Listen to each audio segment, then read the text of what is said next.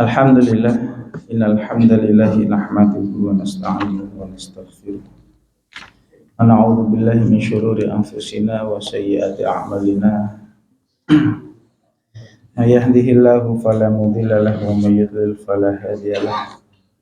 Asyhadu an la ilaha illallah wahdahu la syarikalah wa asyhadu anna Muhammadan abduhu wa rasuluh.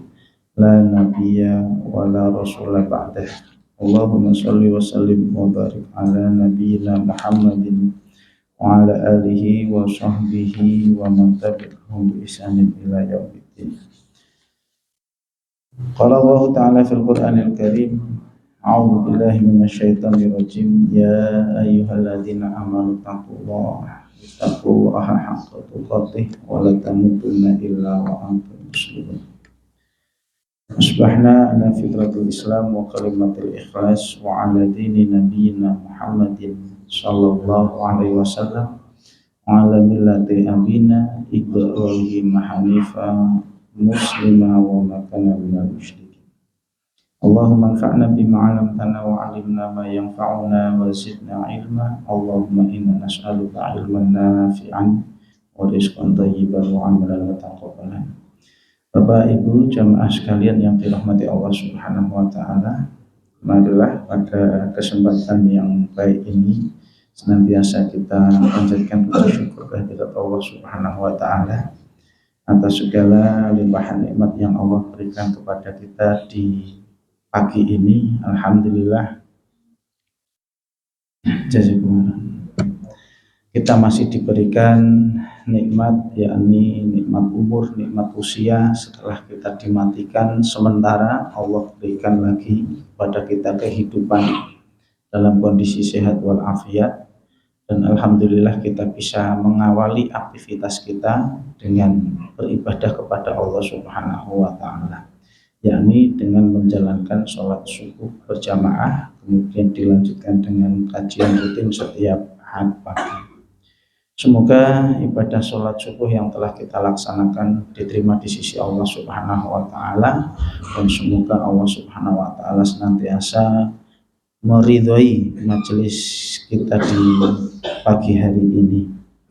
Sholawat dan salam kita haturkan kepada junjungan kita Nabi Muhammad sallallahu alaihi wasallam, pada keluarga beliau, para sahabat, tabi'in, tabi'ut tabi'in, dan orang-orang yang senantiasa istiqomah menghidupkan sunnah-sunnahnya sampai kelak datang yaumul akhir.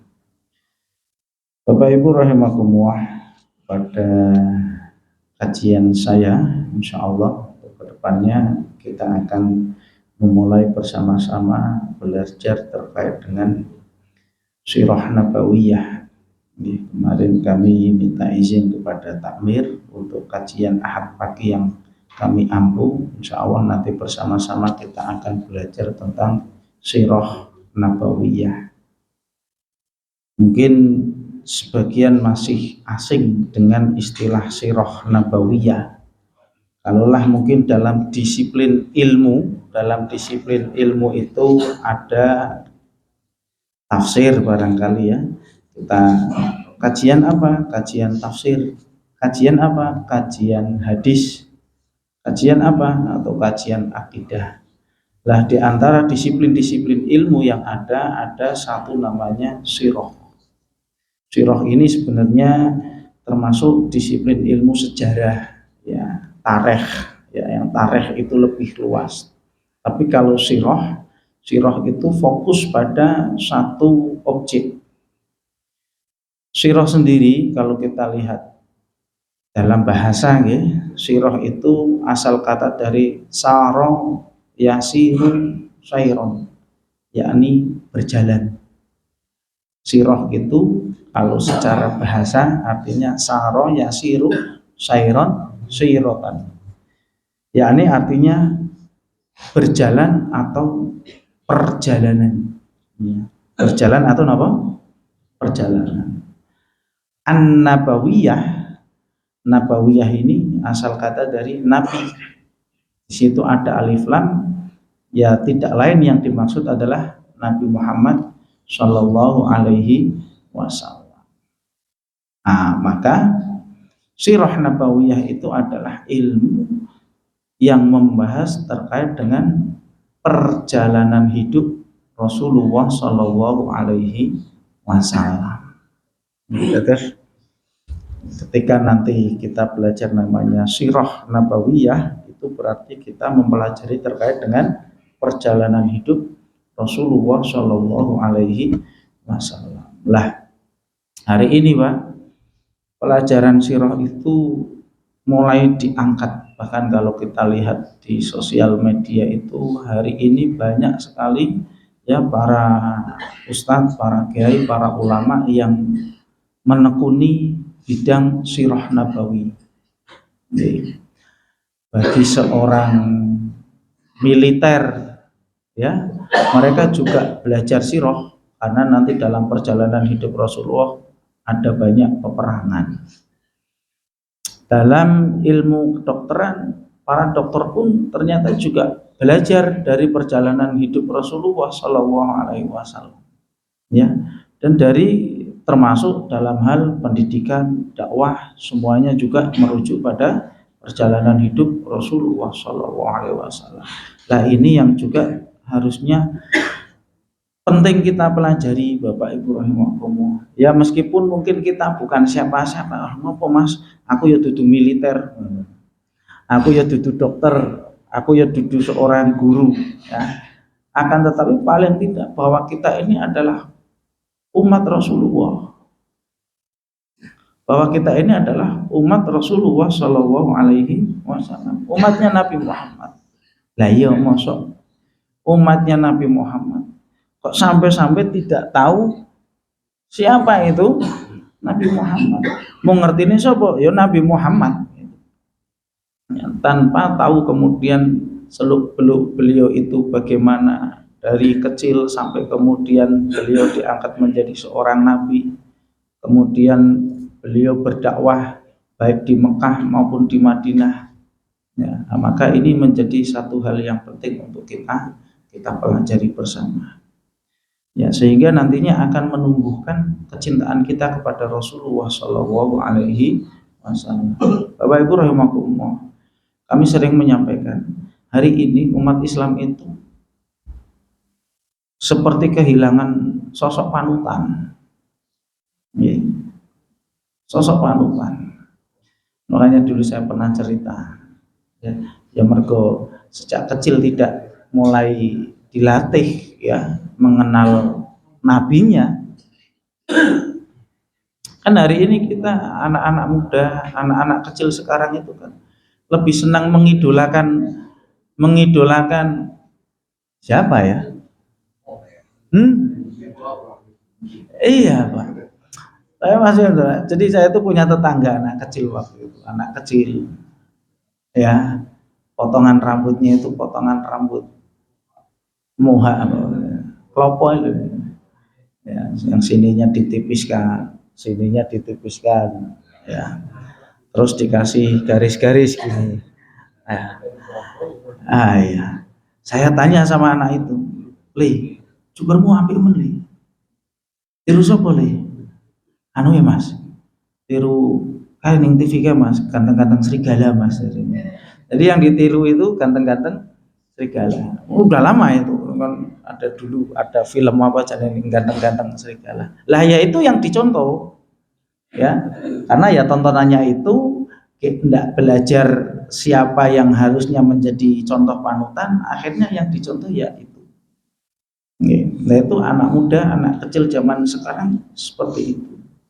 Nah, maka sekali lagi mempelajari sirah nabawiyah ataupun perjalanan hidup Rasulullah SAW itu termasuk perkara yang penting, karena insya Allah dengan mempelajari sirah nabawiyah ini akan menumbuhkan kecintaan kita kepada Rasulullah Shallallahu Alaihi Wasallam. Bapak Ibu rahimakumullah, paling tidak ada beberapa hal ya yang menjadikan belajar sirah itu sangat penting, sangat urgent bagi kita, khususnya hari ini umat Islam yang tentunya semakin hari semakin ke depan semakin jauh jarak kita dengan Rasulullah Shallallahu Alaihi Wasallam. Yang pertama adalah dengan mempelajari sirah nabawiyah ini kita paham betul terhadap kepribadian Rasulullah SAW. Kita napak tilas ya terkait dengan kepribadian Rasulullah SAW. Bahwa Rasulullah itu ternyata bukan hebat di kalangan umat Islam saja. Ya, kita selalu ya namanya umatnya Nabi Muhammad ya, maka kita selalu mengandalkan, oh ini Nabi Muhammad, ini Nabi kita, ini orang hebat. Nah kalau yang demikian ya sudah pantas. Akan tetapi ternyata tidak. Ternyata Nabi Muhammad ini adalah sosok yang juga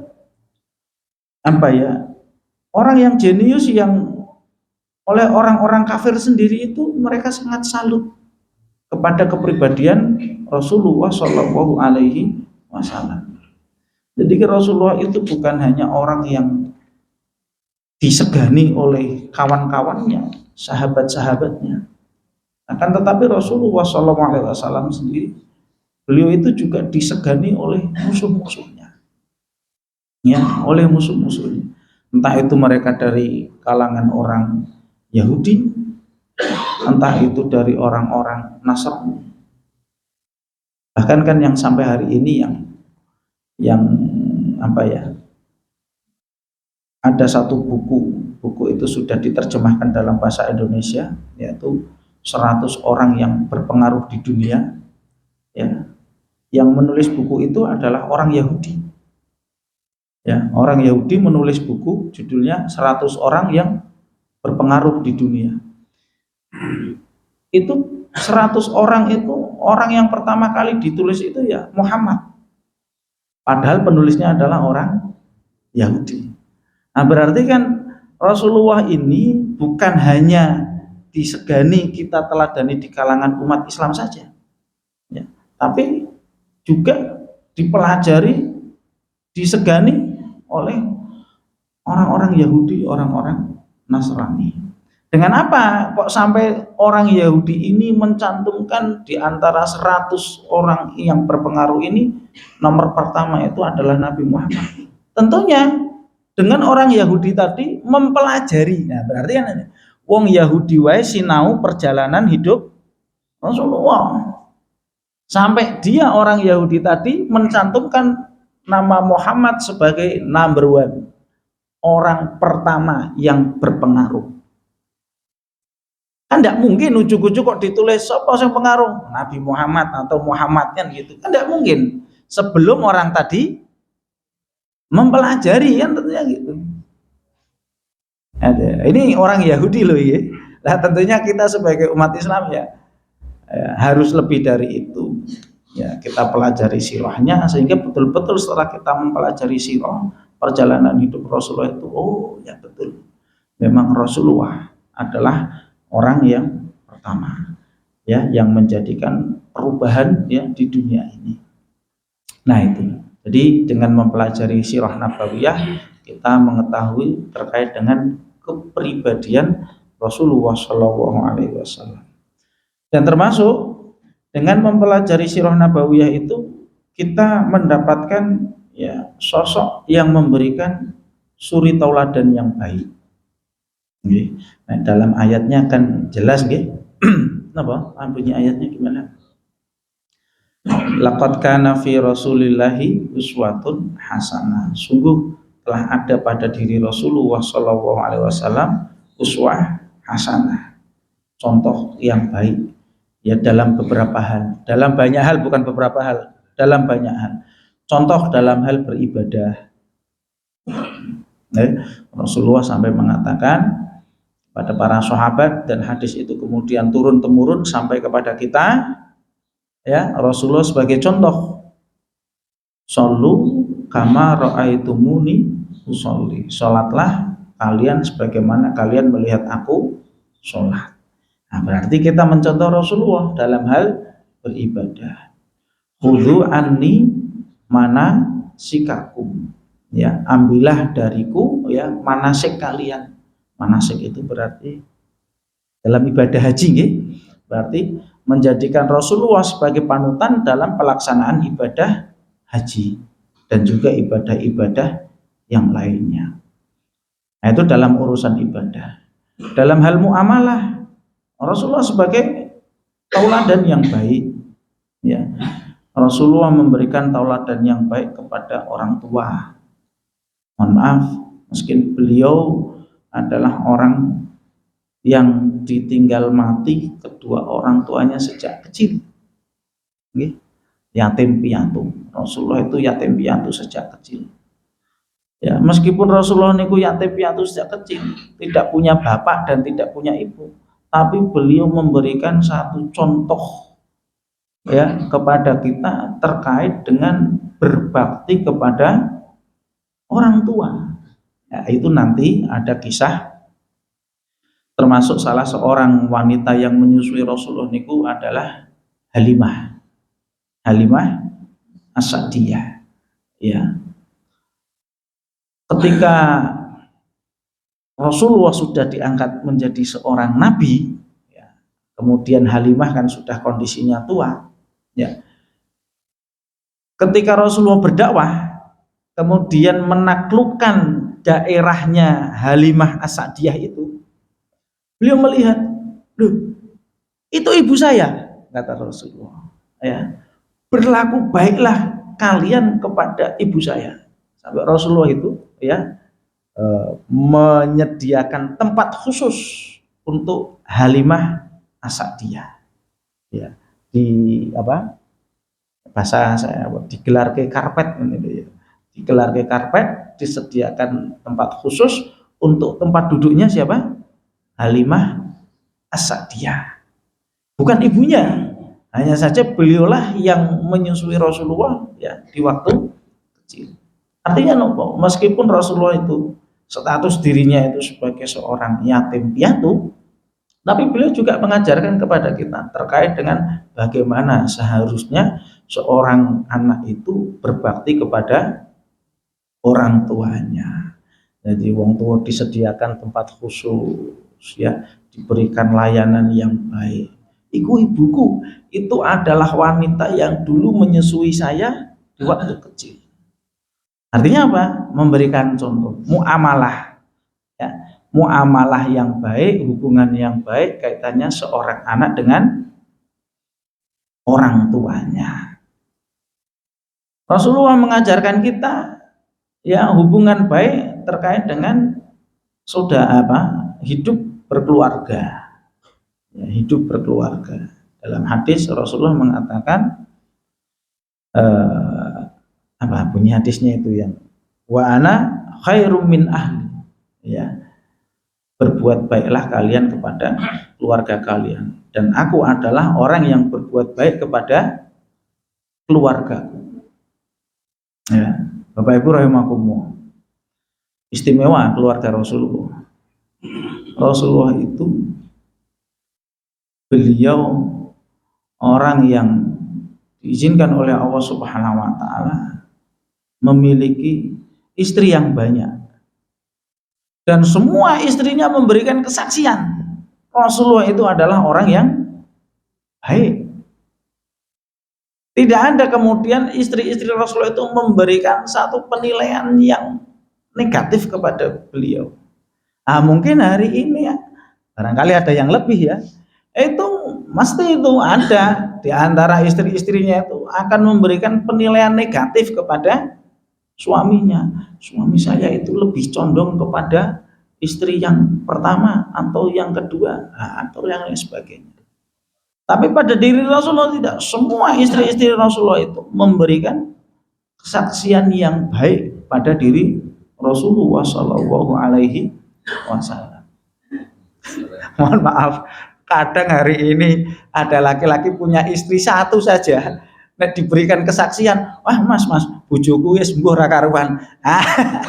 Iku bojone siji gitu ya. Ketika dimintai untuk memberikan, Bu, bojone jenengan niku pripun? Seumpama ditanya, wah, mbah mas bojoku ya ra karuan ra genah. Itu baru istrinya satu itu memberikan penilaian kepada suaminya saja, mbuh ra karuan bojoku ra karuan gitu ya. Nah, ini Rasulullah istrinya banyak. Ada sekitar berapa? 12 kalau tidak salah ya, nanti ada kita pelajari. Itu semuanya memberikan kesaksian Rasulullah adalah seorang suami yang baik. Harusnya ini kan kita belajar dari Rasulullah ya. Bagi seorang bapak, bagi seorang ibu dalam hal kehidupan berkeluarga, berarti kan Rasulullah memberikan apa? Contoh yang baik. Bagi seorang bapak, Rasulullah juga memberikan suri teladan yang baik kepada anak-anaknya. Ya, hanya saja anak-anak Rasulullah SAW yang hidup sampai Rasulullah itu diangkat menjadi seorang nabi hanya tinggal dua, ya Zainab dengan Fatimah.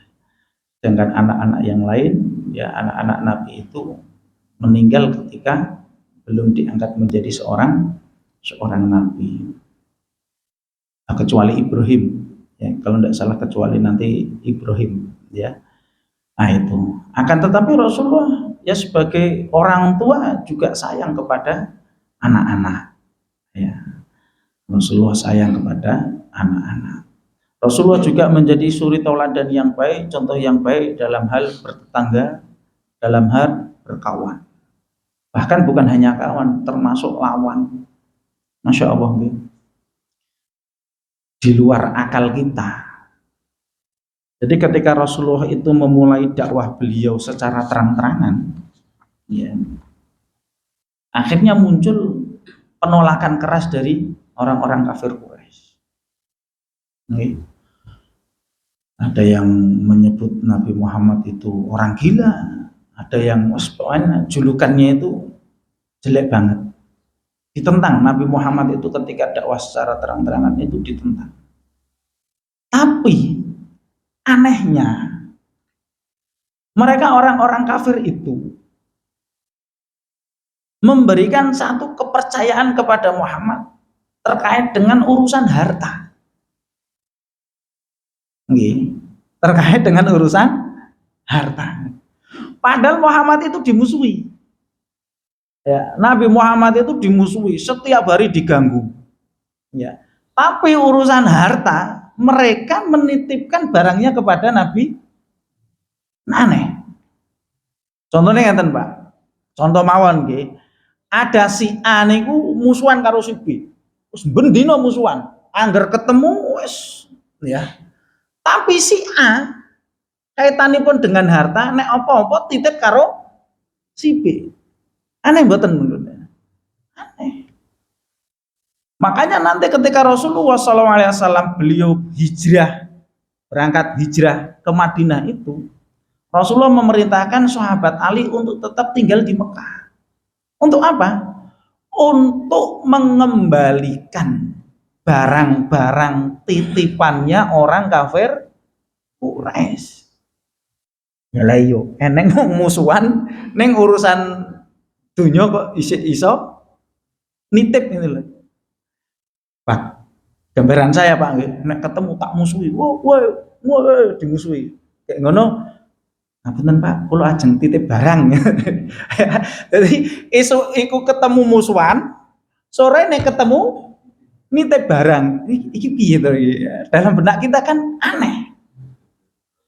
Tapi hebatnya Rasulullah, meskipun beliau itu dimusuhi, pas dititipi barang, ya dijaga. Ya dijaga dengan baik. Anak dewe kan ora, esok ketemu dimusuhi, sore dititipi. Wah, beneran nih. Beneran iki musuhku kok ya. Kan gitu. Hilang barangnya. Nah, itulah ya. Jadi sehingga memang ternyata Rasulullah itu disegani oleh musuh-musuhnya. Ya. Dalam hal ini tadi bermuamalah, bertetangga ya. Nah, ini nek gambaran kita hari ini nek wong isuk musuhan kan musuhan terus. Kan itu. Malah yang sing musuhan 7 turunan sampai segitunya. Tapi dalam hal titip barang Rasulullah itu betul-betul orang yang amanah. Sehingga nanti dalam kisah hijrah Rasulullah SAW termasuk tugasnya sahabat Ali adalah ketika Rasulullah hijrah, wahai Ali, iki seeneng barang-barang titipan miliknya orang-orang kafir, miliknya orang-orang Quraisy, miliknya orang-orang yang memusuhi saya. tulung dibelek nih, ya sampai segitunya. Nah ini kan betul-betul Rasulullah itu memberikan teladan yang baik bagi kita semua. Lah Bapak Ibu rahimakumullah, ya termasuk dengan mempelajari sirah nabawiyah kita juga nantinya akan faham betul terhadap hukum-hukum Islam, ya termasuk dalam Al-Quran. Karena nanti dalam beberapa peristiwa-peristiwa itu kan ada ayat yang turun, termasuk ada hadis-hadis Nabi yang kemudian muncul satu hukum. Salah satu contoh nih, saya sepil dulu salah satu contoh nanti dalam perang Khandaq. Perang Khandaq itu perang Ahzab, perang sekutu. Jadi ketika itu orang Yahudi bersekutu dengan orang Ghatafan, bersekutu dengan orang-orang kafir Quraisy, orang-orang Mekah, kumpul semuanya. Ada kalau tidak salah 12.000 pasukan mengepung kota Madinah. Ya, mengepung kota Madinah.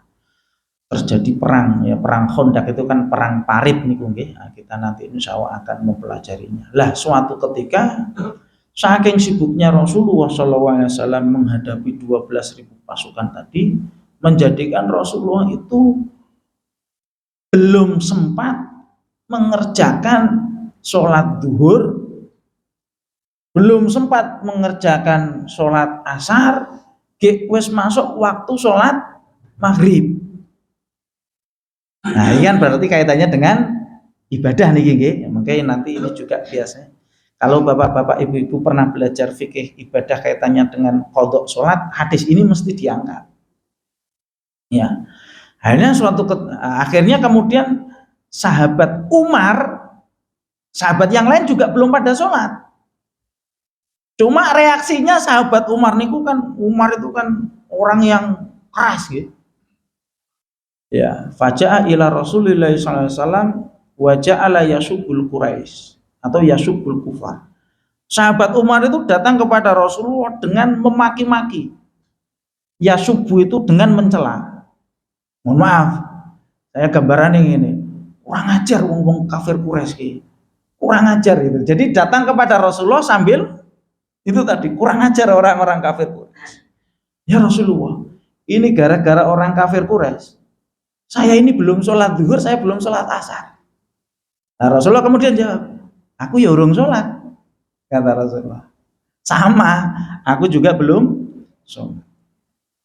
Doa, maka kemudian Rasulullah SAW beliau berwudu, fasolla duhra, thummal asra, thummal maghrib, thummal isya'a.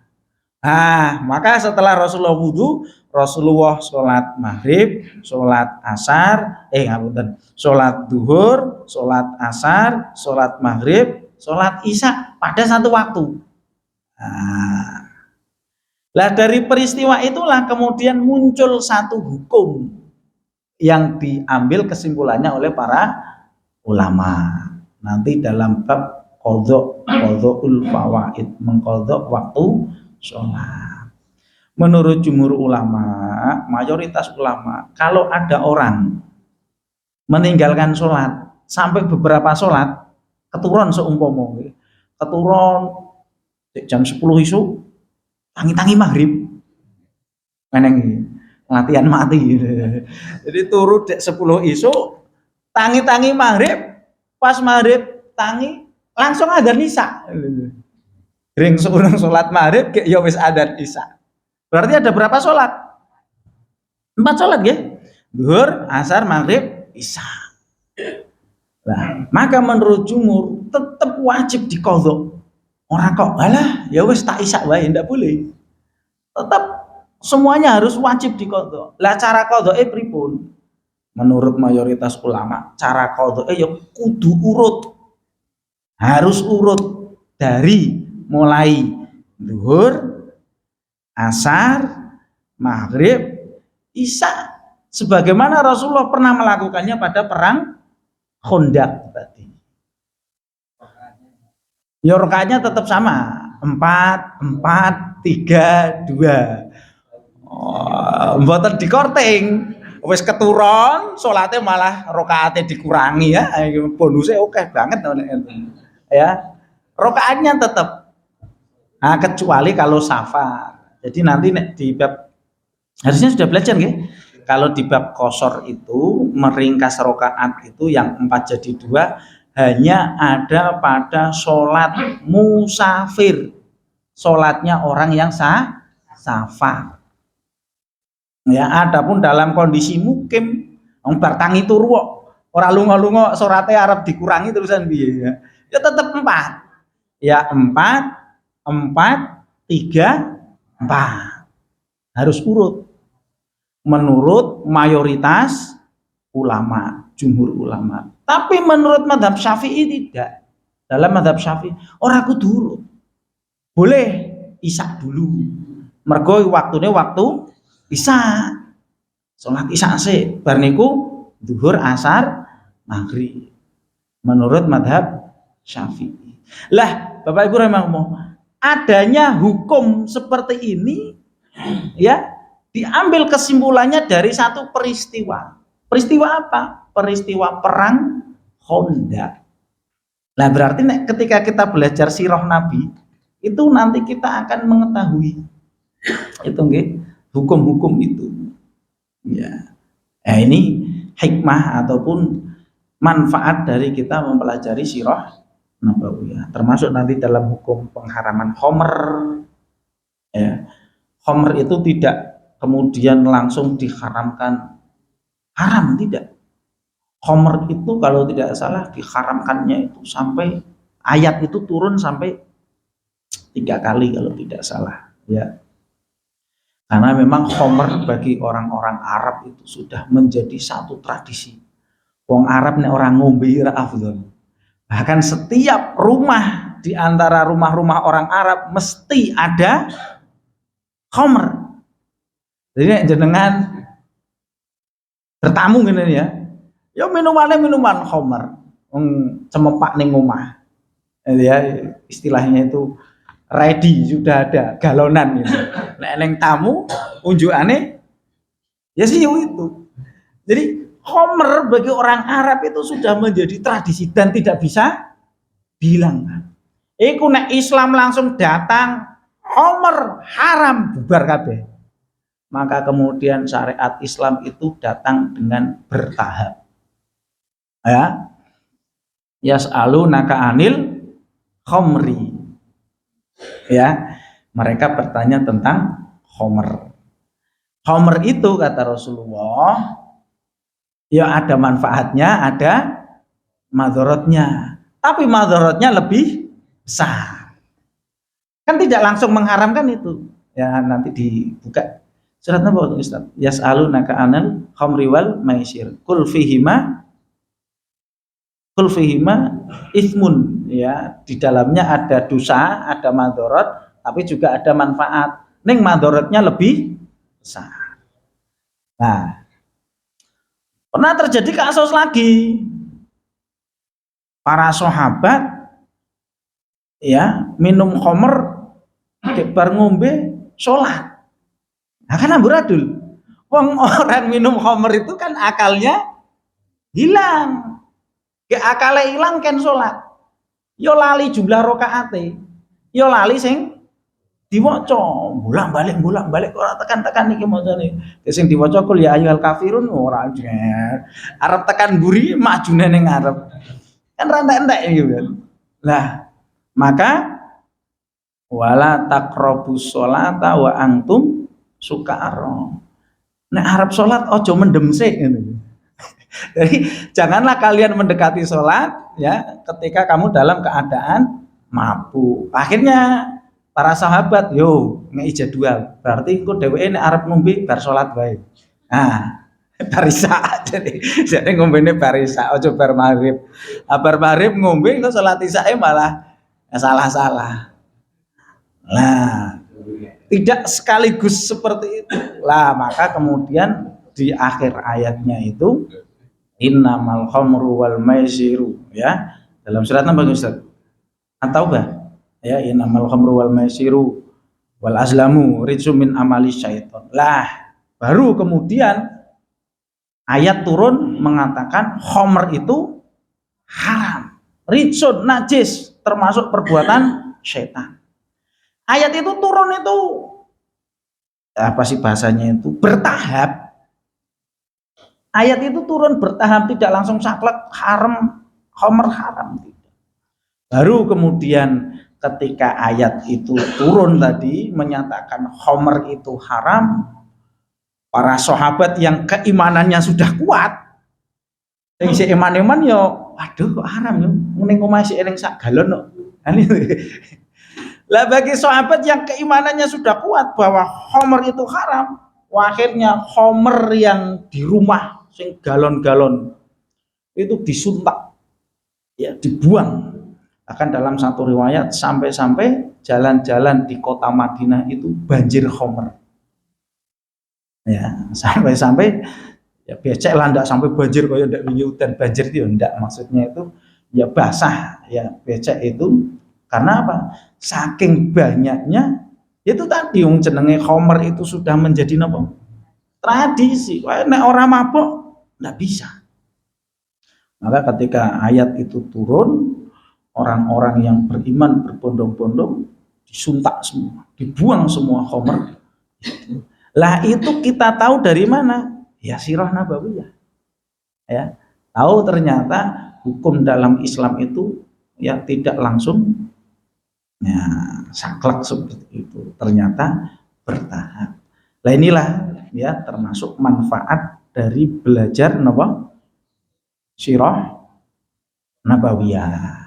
Sehingga mengetahui terkait dengan hukum-hukum. Berarti sirah itu juga bisa dijadikan sebagai sumber hukum, Pak. Ya, karena dengan belajar sirah itu nanti kita tahu, oh ayat ini turun ketika ini, oh hadis ini berkaitan dengan peristiwa ini. Lah Bapak Ibu rahimakumullah, termasuk dengan mempelajari sirah nabawiyah kita sebagai seorang muslim sangat dapat banyak mungkin ya mengambil manfaat ya tadi dari teladan Rasulullah SAW, dan kemudian menimbulkan kecintaan kita kepada Rasulullah SAW. Bapak Ibu rahimakumullah, bahkan menawi mboten salah Syekh Ali As-Shalabi niku mengatakan bahwa jalan kita untuk bisa mendapatkan cinta Allah itu kan melalui cinta kita kepada Rasulullah Shallallahu Alaihi Wasallam. Qul in kuntum tuhibbunallaha fattabi'uni. Ya, ayat itu masuk ya. Katakanlah kalau engkau mencintai Allah, fattabi'uni, maka ikutilah Muhammad. Yuhibbukumullahu wa yaghfir lakum dzunubakum. Pasti Allah akan mencintaimu dan akan mengampuni dosamu. Jadi kita bisa meraih ampunan dan cinta Allah itu dengan apa? Mengikuti Nabi Muhammad. Ya. Lah bagaimana cara? Ya tadi mempelajari sirah. Dengan mempelajari sirah akan muncul, akan tumbuh pada diri kita kecintaan kepada Rasulullah Shallallahu Alaihi Wasallam. Terus jenengan, orang itu kan seneng dengan orang lain, pasti dia akan mencari apa sih bahasanya apa? Mencari latar belakang, seluk-beluk, mencari biografi. Saya kira apa sih bahasanya ini? Ta'aruf. Seumpama ada ya laki-laki jomblo sama ya perempuan ya apa jomblo ya belum. Ta'aruf. Ta'aruf kan mesti penasaran. Iki sapa ya? Tekok karo ustaz. Ustaz, ada CV-nya tidak? Nanti tanggal lahirnya piro ya, lahir digoleki senengane apa wae, makanan favoritnya apa kan semuanya detail sampai situ ya. Karena apa ya tadi seneng kan, ini saya seneng sama si A, maka dicari tahu ya alamatnya ngendi kan, itu digoleki alamatnya mana ya, tanggal lahirnya berapa ya, kesukaannya apa, itu sampai detail seperti itu. Nah maka sama ya, ketika kita menyatakan diri cinta kepada Rasulullah SAW, ya mari kita juga pelajari seluk beluk Rasulullah ya. Beliau itu dari mana, ya, asalnya dari mana, kemudian latar belakang keluarganya seperti apa, ya. Nah, itulah ya. Jadi dengan mempelajari sirah nabawiyah, ya, kita insya Allah akan mendapatkan banyak sekali manfaat yang diperoleh, baik kaitannya dengan akhlak, ya, dalam hal muamalah, dalam hal akidah, termasuk dalam hal ibadah. Wallahu a'lam bishawab. Menikah nggih Bapak Ibu rahimakumullah, mungkin sebagai napa istilah mukadimah, ya, sebagai pembukaan yang nantinya insya Allah kita akan bersama-sama belajar sirah nabawiyah. Oh, termasuk buku yang saya pakai bukunya Syekh Sofiyur Rahman Mubarakfuri. Nah, dalam bahasa Arabnya bukunya Rohikul Mahtum. Dan buku ini sudah banyak sekali diterjemahkan. Ya, hampir mungkin percetakan buku itu sudah menerjemahkan buku Rohikul Mahtum. Sirah, dan terjemahannya Sirah Nabawiyah, perjalanan hidup Rasulullah Shallallahu Alaihi Wasallam. Itu sudah banyak sekali terjemahannya. Saya dulu pernah, bukunya tebel Pak, Sirah Nabawiyah itu buku setipis ini, bukunya tipis, ketika diterjemahkan itu ini tebelnya. Ya, alhamdulillah dulu sebelum mondok itu sempat baca sampai selesai. Ya, jadi karena ada buku terjemahan, saya baca, menarik juga ya. Nah, itu Bapak Ibu juga mungkin perlu punya juga itu buku, ya. Itu dihatamkan. Ya, dari sejak, bahkan bukan hanya ketika beliau lahir, termasuk dalam buku Rohikul Mahtum, buku Sirah Nabawiyah yang ditulis oleh Sofiyur Rahman, itu menggambarkan tentang kondisi bangsa Arab. Jadi sebelum Rasulullah lahir saja itu diceritakan dulu. Yang termasuk nanti, karena apa? Nanti biar tahu, ya, kondisi bangsa Arab itu seperti apa. Nasabnya Rasulullah itu sampai mana saja. Itu oleh beliau Syekh Sofiyur Rahman Mubarakfuri, ya, ditulis. Dan beliau ini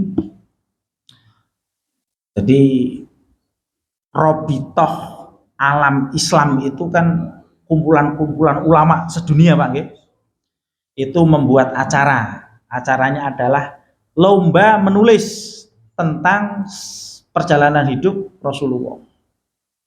Nah, termasuk peserta penulisnya itu beliau Syekh Sofiyur Rahman Mubarakfuri. Ya, ketika beliau nulis buku dan ulama-ulama yang lain dari negara-negara itu juga nulis, diumumkan pemenangnya adalah beliau ini. Ya, beliau mendapat hadiah tahun kita nih kalau tidak salah itu 50.000 real. Ya, hadiahnya 50.000 real karena beliau sebagai pemenang orang yang menulis terkait dengan sejarah hidup Rasulullah Shallallahu Alaihi Wasallam. Itu nanti mungkin Bapak Ibu yang kalau mencari buku terjemahannya itu ada, perjalanan hidup Rasulullah Shallallahu Alaihi Wasallam. Wa alam bisawab, perkataan ya Bapak Ibu rahimakumullah yang dapat kami sampaikan sebagai mukadimah ataupun awal, ya, pertemuan kita. Insya Allah nanti selanjutnya kita bersama-sama belajar terkait dengan perjalanan hidup Rasulullah Shallallahu Alaihi Wasallam. Hanya salah kata, salah ucap, saya mohon maaf sebesar-besarnya. Astagfirullahaladzim li walakum walisairil mu'minina wal mu'minat min kulli dzambin. Kita tutup dengan hamdalah dan kafaratul majlis. Alhamdulillahirabbil alamin. Subhanakallahumma rabbana wa bihamdika asyhadu an la ilaha illa anta astaghfiruka wa atubu ilaik. Billahi taufiq wal hidayah. Assalamualaikum warahmatullahi wabarakatuh.